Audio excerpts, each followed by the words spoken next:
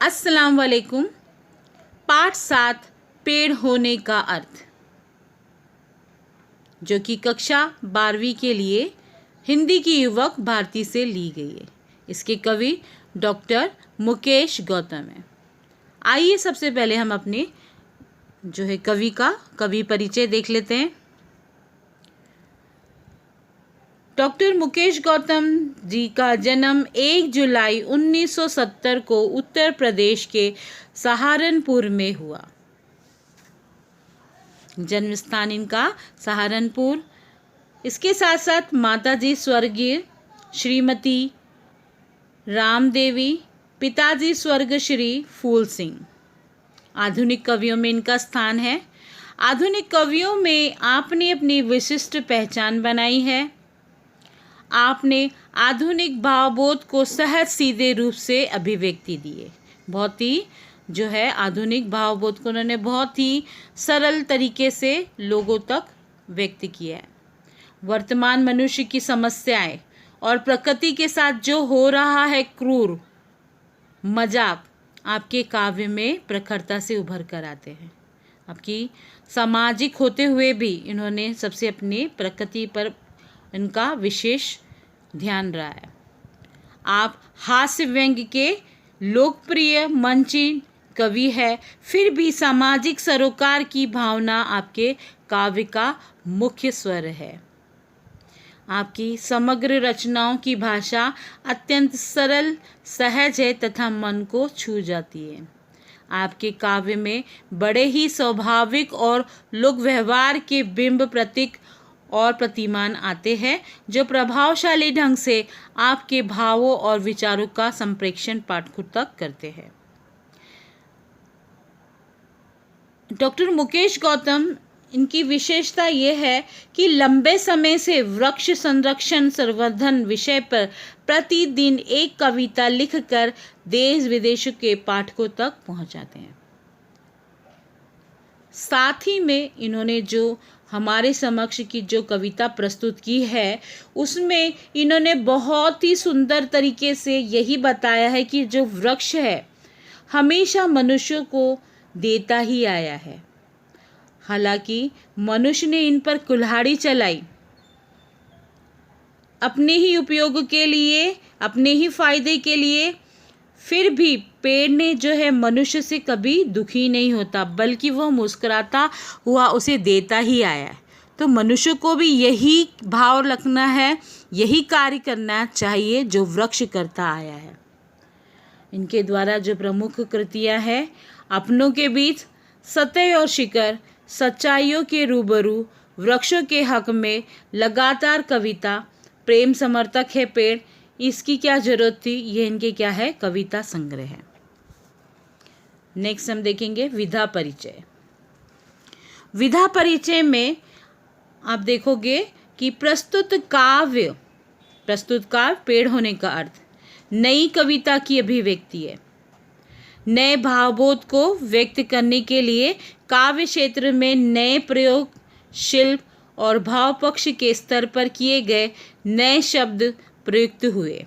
नए प्रतिमान, उपमान और प्रतीकों को तलाशा गया। फलतः नई कविता आज के जो व्यस्तपूर्ण मनुष्य का दर्पण बन गई, दर्पण आईना, और आसपास की सच्चाइयों की क्या हो गई है, तस्वीर गई। कहने का तात्पर्य है कि नई कविता की जो रचना की जाती है, उसकी जो शिल्प है, जो लिखावट है, बहुत ही सरल शब्दों में की जाती है। आधुनिक कविता की यह एक विशेषता है कि जो उसकी लिखावट है और उसकी जो शिल्पकार है वो बहुत ही सरल शब्दों में होता है, जिससे जो पाठक गण्य है पढ़े तो उसके भाव को आसानी से समझ जाए। और कहने का तात्पर्य यह है कि जिस प्रकार से मनुष्य अपने आप को आईने में देखता है और अपने आप को समझ जाता है, उसी प्रकार से यह कविता भी वही आईना, वही दर्पण दिखाती है। यहाँ पर अब हम देखेंगे पाठ परिचय। पाठ परिचय प्रकृति मनुष्य के जीवन का स्पंदन है। स्पंदन जीवन का धड़कन है। प्रकृति और मनुष्य के बीच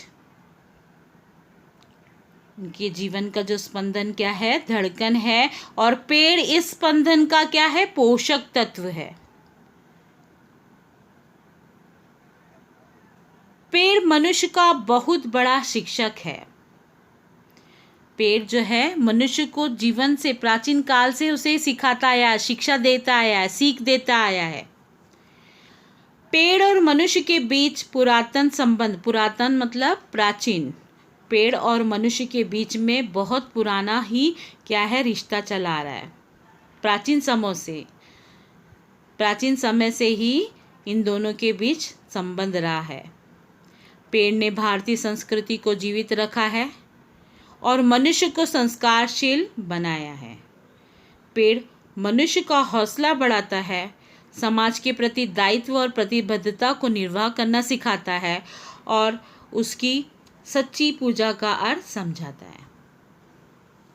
कवि ने मनुष्य जीवन में पेड़ की विभिन्न भूमिकाओं को स्पष्ट करते हुए उसके होने की आवश्यकता की और क्या किया है, संकेत किया है। सब कुछ दूसरों को देकर पेड़ जीवन की सार्थकता को क्या करता है, सिद्ध करता है। तो आइए कविता पढ़ना स्टार्ट करते हैं। पेड़ होने का अर्थ। आदमी पेड़ नहीं हो सकता। प्रस्तुत कविता कुछ इस प्रकार से है। कल अपने कमरे की खिड़की के पास बैठकर, कल अपने कमरे की खिड़की के पास बैठकर जब मैं निहार रहा था पेड़ को, तब मैं महसूस कर रहा था पेड़ होने का अर्थ। जब मैं निहार रहा था पेड़ को, तब मैं महसूस कर रहा था पेड़ होने का अर्थ। मैं सोच रहा था, आदमी कितना भी बड़ा क्यों ना हो जाए, आदमी कितना भी बड़ा क्यों ना हो जाए, वह पेड़ जितना बड़ा हो ही नहीं सकता। या यूँ कहूँ कि आदमी सिर्फ आदमी है, वह पेड़ हो ही नहीं सकता। तो आइए इस कविता का भावार्थ देखते हैं। प्रस्तुत कविता में जो कवि डॉक्टर मुकेश गौतम, उन्होंने बताया है कि जब वह कविता में कवि ने पेड़ को माध्यम से मनुष्य को इंसानियत, दूसरों के हित तथा दूसरों की भलाई करने आदि मनुष्य को संदेश दे रहा है। कवि कहते कि जब वो अपने कमरे की खिड़की के पास निकट बैठकर बाहर तैनात एक पेड़ को निहार रहे थे, देख रहे थे, जब उन्हें महसूस हुआ पेड़ होने का अर्थ क्या है। उन्होंने बाहर खड़े पेड़ को देखा तो उन्हें ऐसा लगा पेड़ का हौसला, उसकी दान देने का भाव कवि को सोचने पर मजबूर कर देता है। न जाने कितने विचार उनके मस्तिष्क, दिमाग में उठने लगते हैं। कवि कहते हैं कि मनुष्य कितना भी बड़ा क्यों ना हो जाए, वो कितना भी दानशील क्यों ना, कितना भी त्यागशील क्यों ना कर ले, पर वह पेड़ की बराबरी नहीं कर सकता, क्योंकि प्राचीन काल से ही जो है पेड़ ने हमें बहुत कुछ दिया है। ठंडी हवा, धूप, गर्मी में भी वह तपते हुए खड़े होकर हमें उसने छाँव दी, ठंडी छाँव दिए। इसी पेड़ के नीचे कितने ऋषि मुनियों ने अपनी साधना, अपनी तपस्याओं को पूर्ण किया है। तो उससे बड़ा दानी कोई हो ही नहीं सकता। यही कवि कहते कि मनुष्य कितना भी बड़ा दान क्यों ना हो जाए, पर जितना बड़ा दानी आज पेड़ है, वह पेड़ का स्थान ले ही नहीं सकता।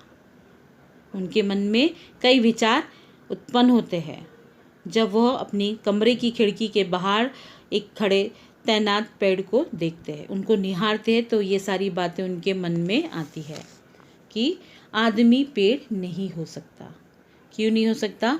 क्योंकि पेड़ ने हमें बहुत कुछ दिया है, बहुत जितना वो दे रहा है वह हम उसके बराबर में हो ही नहीं सकते। नेक्स्ट टाइम में आगे की कविता हम उसका भावार्थ समझेंगे। धन्यवाद।